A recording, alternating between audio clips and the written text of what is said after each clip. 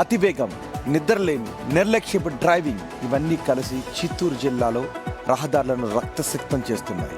ఈ ఏడాది జస్ట్ 8 నెలల్లోనే ఏకంగా 380 మంది ప్రాణాలు కోల్పోయారంటే సిచ్యువేషన్ ఎంత ఘోరంగా ఉందో అర్థం చేసుకోవచ్చు.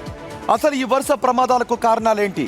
అధికారులు గుర్తించిన ఆ 42 డేంజర్ స్పాట్స్ ఏంటి? ఈ స్టోరీ చూడండి. తిరుపతి, చిత్తూరు జిల్లాల రహదారులు నిత్యం నెత్తురోడుతున్నాయి.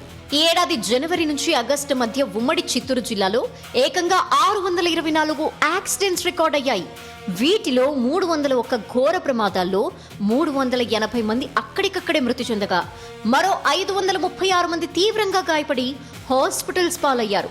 లాంగ్ జర్నీస్ చేసే డ్రైవర్లలో నిద్రలేమి, ఓవర్ స్పీడే ఈ విషాదాలకి మెయిన్ రీజన్స్ గా అధికారులు ప్రాథమికంగా నిర్ధారించారు.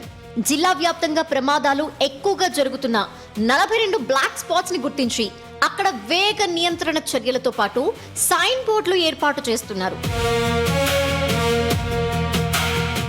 ముఖ్యంగా దూర ప్రాంతాల నుంచి నాన్ స్టాప్ గా వెహికల్స్ నడపడం, మద్యం తాగి స్టీరింగ్ పట్టడం వల్ల ఊహించని ప్రమాదాలు జరుగుతున్నాయి.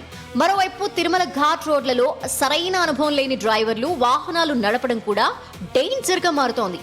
దీనికి తోడు ఇతర రాష్ట్రాలు, దూర ప్రాంతాల నుంచి వచ్చే వాహనదారులకు లోకల్ రోడ్లపై అవగాహన లేకపోవటం, కొన్ని చోట్ల పోలీసులు నిఘా లేకపోవటం కూడా ప్రమాదాల తీవ్రతని పెంచుతోందన్న విమర్శలున్నాయి.